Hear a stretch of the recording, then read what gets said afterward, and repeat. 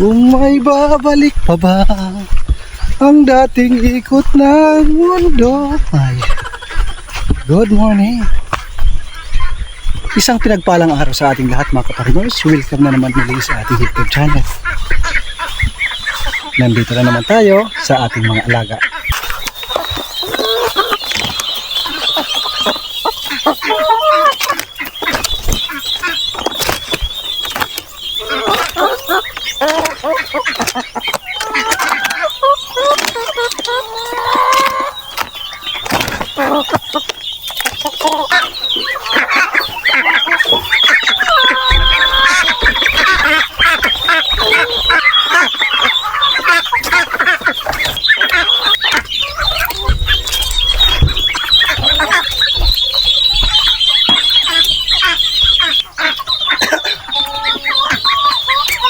Snack muna bago yung final na pagkain nila. Tutukain nila yan hanggang maging tangkay na lang. Kahit nga yung gitna, tutukain nila yan.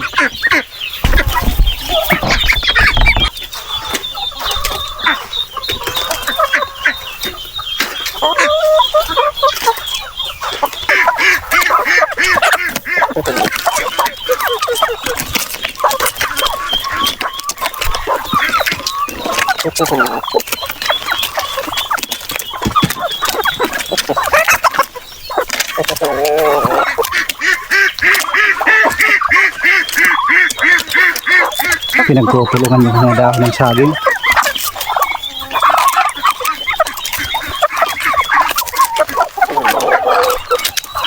Mamayang hapon kukuha pa ako ng marami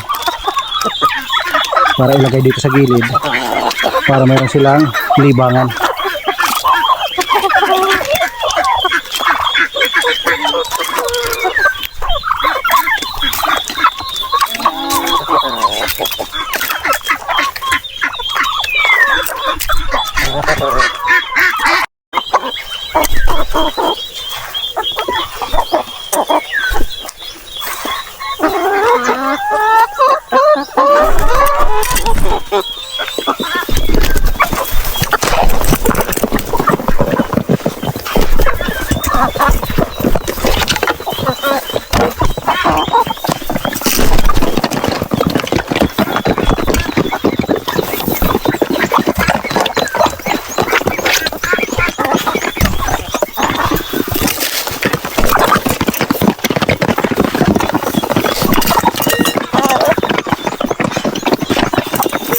Enjoy palagi yung ating mga alaga.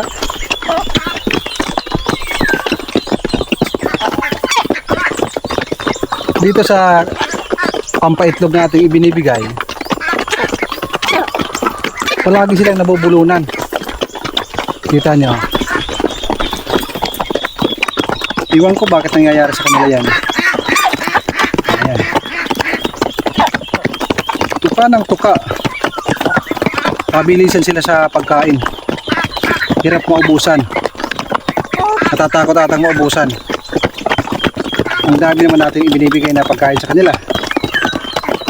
Pagkatapos ng commercial feeds, mayroong mga dahon-dahon na para mayroon silang tutukain bawat minuto at bawat oras. Doble yun, mga kaparmers.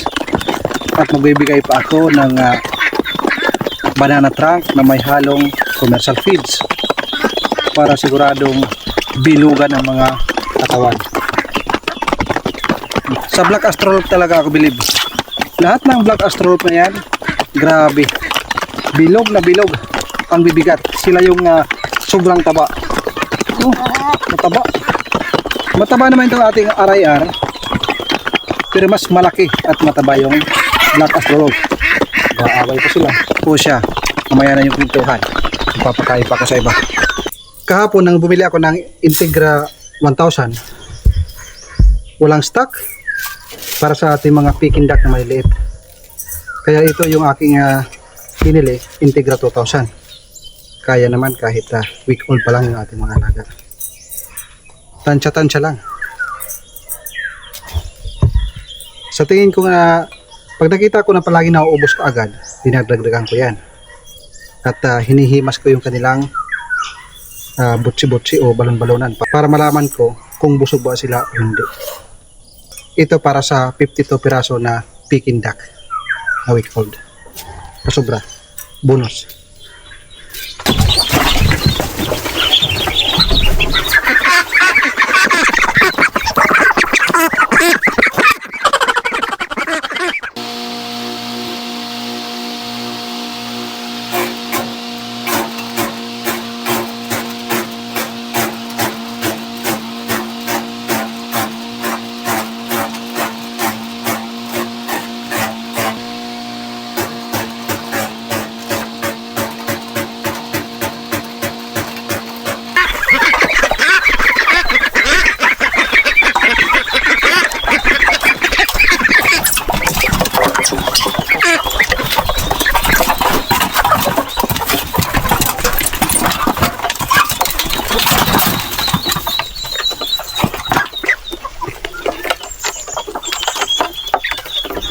Ito yung pinakamalaki.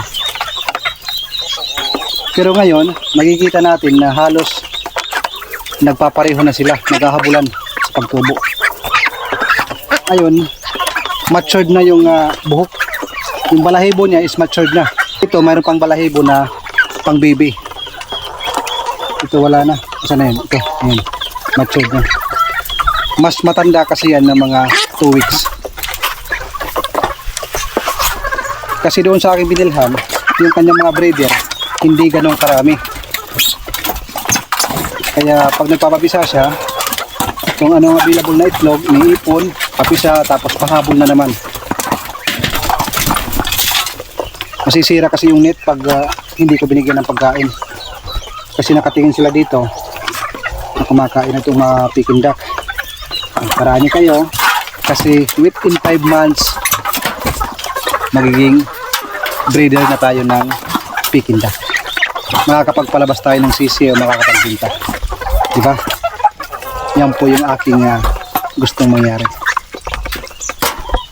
Grabe doon sa aking pinagbilhan. Hindi nawawalan ng customer. Nakapila. Yung ating mga heritage, kanya-kanyang diskarte. Yung iba kumakain pa. Iniwan yung mga dahon ng saging. Mayroong isa doon nasasanbat. Itong tatlo nangingitlog.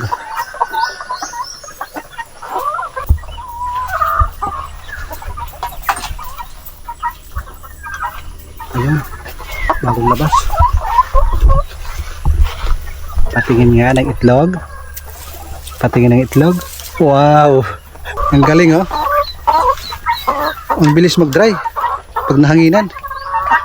Mainit-init pa galing sa sinapupunan. Alam nyo yung iba, yung mga nagja-jogging, mga army, mga police, meron akong kilala doon, nag-aalaga ng heritage chicken. Ang kanyang mga customer, mga army, mga police, pag nagja-jogging, bumibili ng isa. Every morning ho yan. Tapos, iniinom. Pagkabili nila, bibiyakin, diretso iniinom.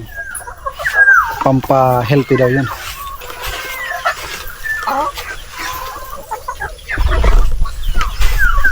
Iwan ko muna sila para makapag-concentrate sa pag-itlog kasi meron pang nakapila yan. 3 lang kasi yung ating itlogan.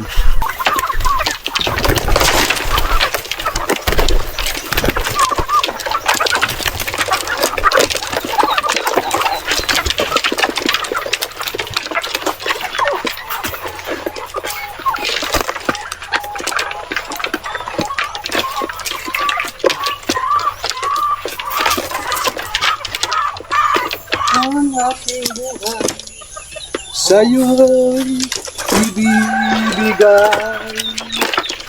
Nais ko mabuhay, ayaw kong mamatay. Kung ika'y mabubuhay. Kahapon, nang nagpagiling kami ng palay, nakakita ako ng talisay tree. Tatanim ko dito yan sa harap ng bahay. Dahil meron tayong tinanim, hindi ko alam kung mabubuhay. Parang namatay ata, maliit pa. Ito nakita ko, mas malaki, mas maganda. mas mabilis itong mapapalaki natin. Ang aking target ay dito sa harapan, magkaharap. Ang distansya niyan mga 6 meter ata mula doon sa labi ng ating triangle house. 6 meter or 7 meter.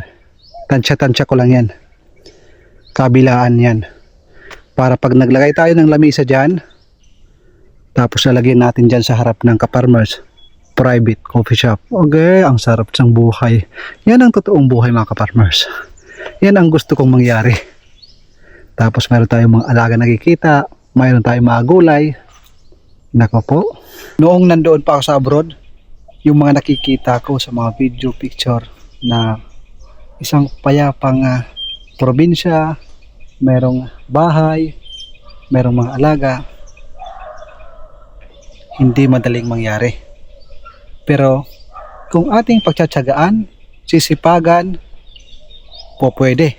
Katulad nito, meron tayong mga alaga.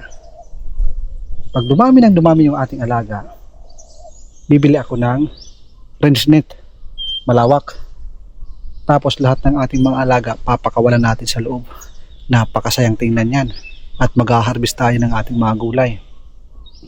At meron tayong triangle house. Pag na-finishing na ito, naging graba na dito, hindi na maputik. At meron ng 2 payong sa harapan. At merong lamisa.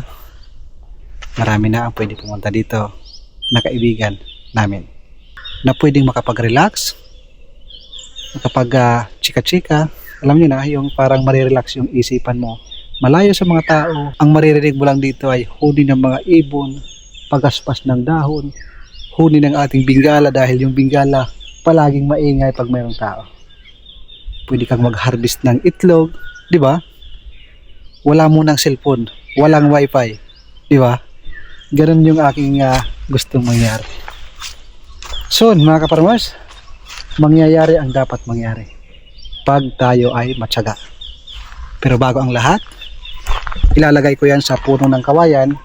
Kaya ko muna inilagay sa plastic dahil doon sa puno ng kawayan malilim para 100% mabuhay yung ating talisay tree.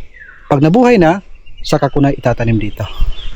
So paano mga Ka-Farmers, dahil ako muna ay mag-o-open ng aking munting flower shop. Mayroon akong mga booking sa Mother's Day. Ayan.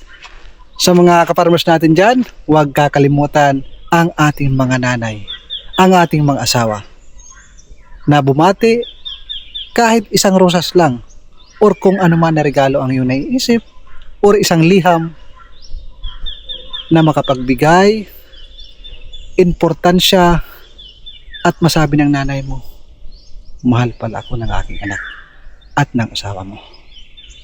Sa ganyang paraan, hindi kailangan ng maraming pera, maraming regalo. Ang importante, ipinakita mo. Palagi kong pinapaalala ang lahat, ang iyong pag-subscribe ay napakalaking tulong. Taos puso po kami nagpapasalamat ng aking pamilya. Habang wala tayong customer, gagawa ako ng bugad ng ating mga alaga, mga Ka-Farmers. Dito mayroon akong nahingi na isang gulong. Ha?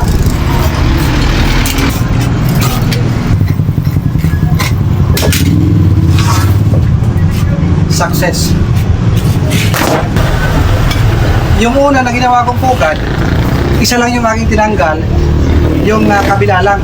Pero ngayon, sa kabila, nagtanggal ako yung matigas na parte. Yung matigas na parte, nagtanggal ko para mabilis lang balik na rin. Nakalimutan ko na paano balik na rin to. Ayan. Tupi lang natin, ganito.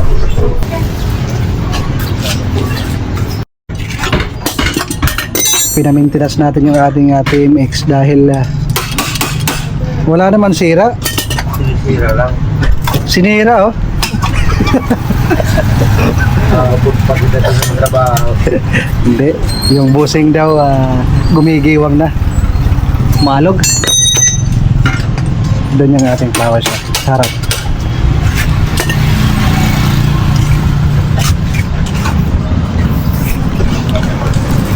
hirap talaga magpaayos ngayon. Busing lang yung sira. Mayroon na naman sira. Marami. Marami.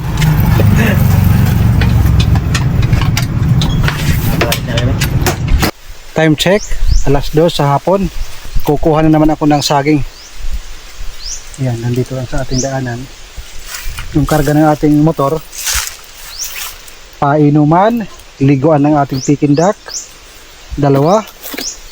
At saka isang gulong gagawing pugad. Dadagdagan.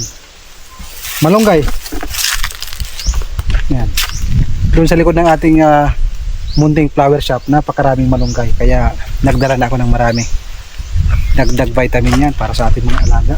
Kilala nyo to? Ginagawang medisina yan. Pero wag mo lang hawakan yung kanyang dahon dahil grabe. Para kang babalatan ng buhay. Bakit parang may tao? Napakarami yan, kabilaan. Dito sa dinadaanan, napakarami nito. Ayan eh. Ang lalapad ng dahon, ang tataba. Yan ho yung alingatong. Meron nga ako nakita. Alingatong kapsul. Maraming sakit na tambal. Pero pag nahawakan mo yung kanyang dahon, grabe, sobrang kati niyan. Napakakati, hindi lang sobrang kati.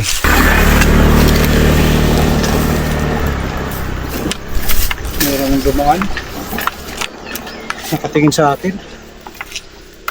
Sino kayang tao? Bakit kinuha yung mga saging?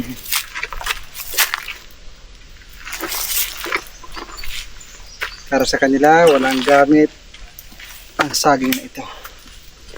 Pero para sa akin, ito ay malaki ang tulong. Tao ata doon sa unahan. Or mayroong multo. Grabe naman yung multo na yan. Alas 2 sa hapon, may multo na. Mamaya mo na ako multuhin.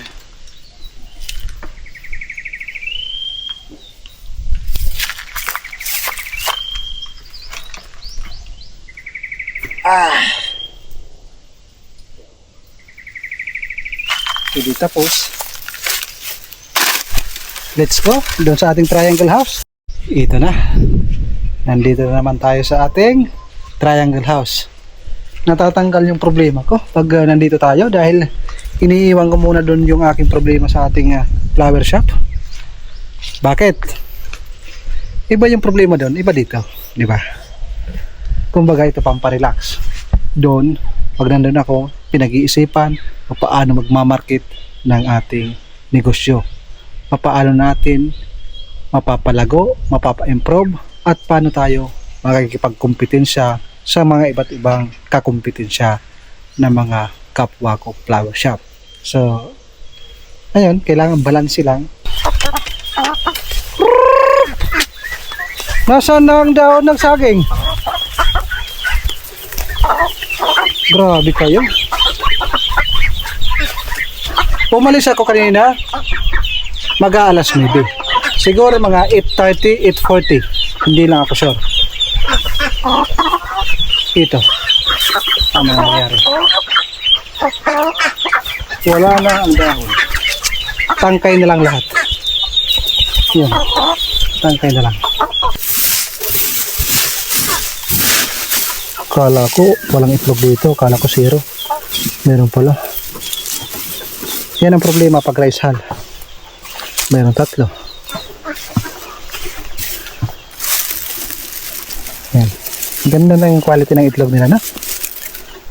Mamaya ko na yan i-harvest. Baka meron pang umitlog. Ito, dagdag vitamins para sa ating mga alaga.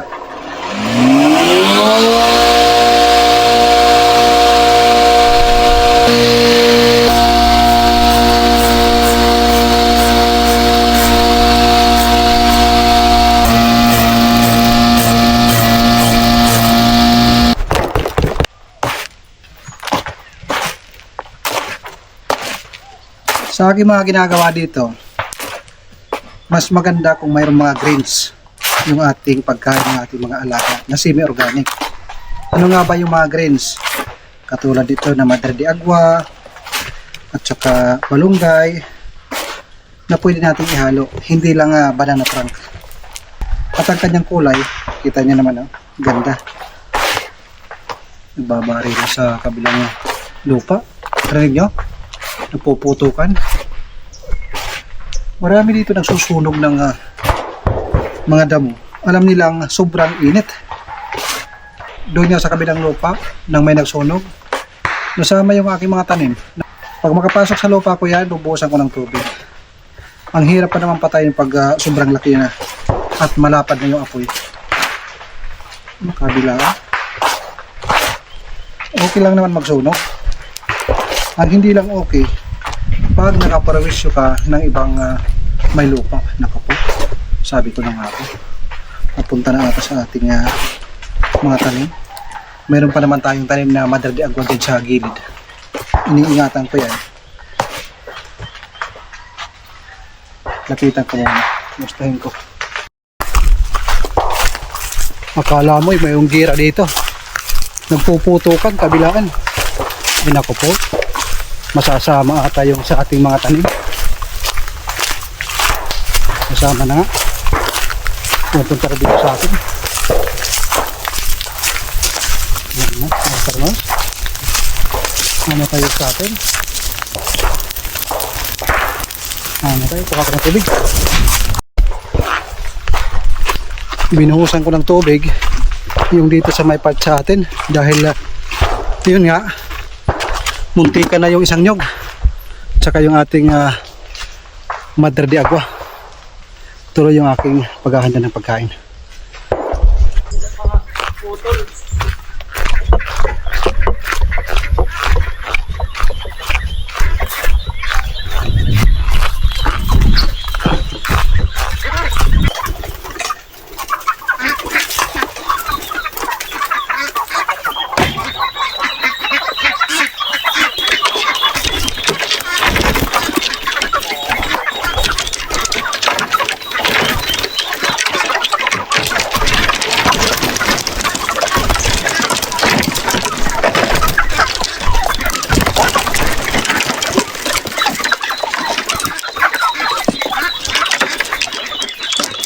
Ganon sila ka-sweet sa akin.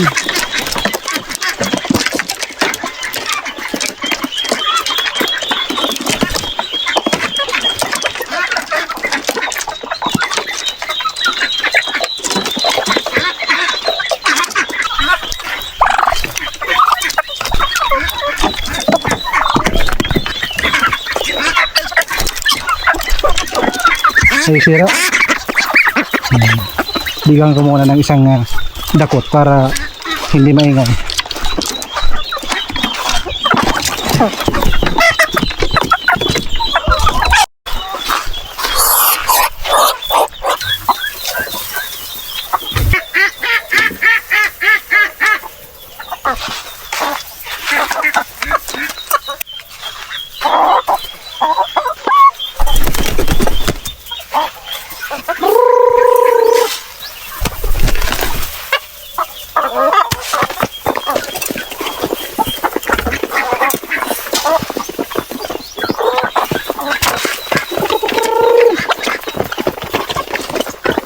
Mga alive na alive.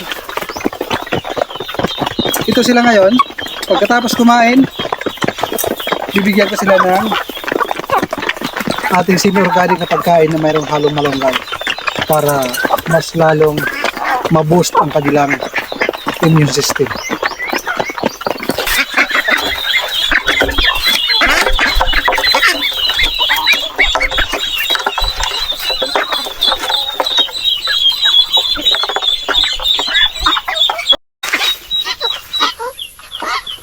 Ito yung pinaka-matured na ating talagang Peking duck. Ayan na. Yung kanyang balahibo, buong-buo na. Pang matanda na. Ganda oh. Puting-puti mga farmers. Wow. Wala na siyang balahibo na pang baby. Ipakita ko sa inyo yung sinasabi ko na balahibo na pambata. Ayan. Maganda na yung kanyang balahibo, pang matanda na. Hi ka muna sa ating mga subscriber. Sabihin mo, subscribe po. Thank you. Yan ha. Kain ka muna doon. Napakita ko sa inyo yung may balahibo ng pangbibita.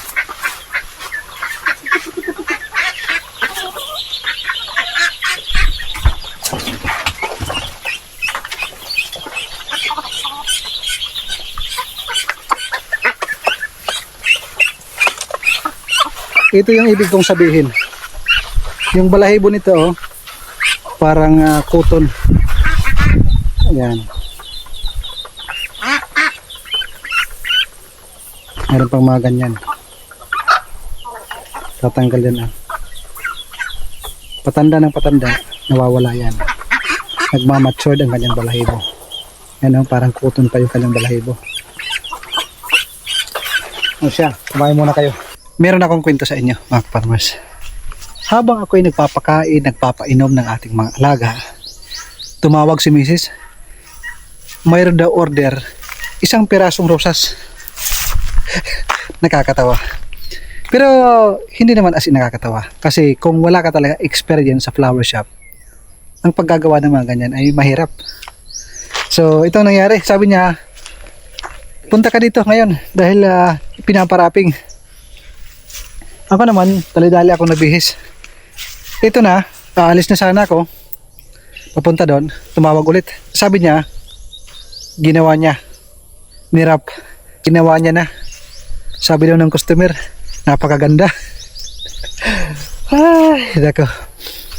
Kahit 1 rosas lang yan, nababalutin, kung wala kang experience sa flowers, ay medyo kakabahan kang gumawa, lalo na pagkaharap mo yung customer. Ramdam ko yan ng mga unang nagsisimula pa lang ako. Alam ko, ganun ang naramdaman ni Mrs. Pero sabi niya, ayos na. Nagandahan daw yung customer. So, okay. That is a challenge para sa kanya. Para mas lalo pa siyang matuto. Kasi kung hindi niya gagawin, hindi matututo. Kung ako lang lagi ang aasahan, walang mangyayari. Kasi kita niya naman, ako dito ang gumagawa, si Mrs. doon. Pero pag malakihan na talaga, kailangan ko nang mag-rescue. So paano mga ka-farmers? Hanggang dito na lang muna. Ang gagawin ko, magpapausok lang ako at saka pupuntahan ko muna doon sa flower shop kasi meron akong lilinisin na fresh flower. At mamayang alas 7 ng gabi or 6:30, babalik ako dito para makita yung aking mga alaga. Nag-harvest ako ng itlog, hindi ko na ipinakita sa inyo dahil nagmamadali nga ako dahil tumawag si Mrs. So paano mga ka-farmers? Naulit ko para sa mga bago pa lang na padaan sa ating YouTube channel at sa ating mga silent viewer. Kung hindi pa kayo nakapag-subscribe, ako po ay humihingi. Tapos puso nang galing sa kailaliman ng aking puso. Ako ay nagpapasalamat kami ng aking pamilya kung kayo ay magsusubscribe. Para sa aking mga subscriber nanonood, God bless po sa inyo at lalo na sa inyong mga mahal sa buhay.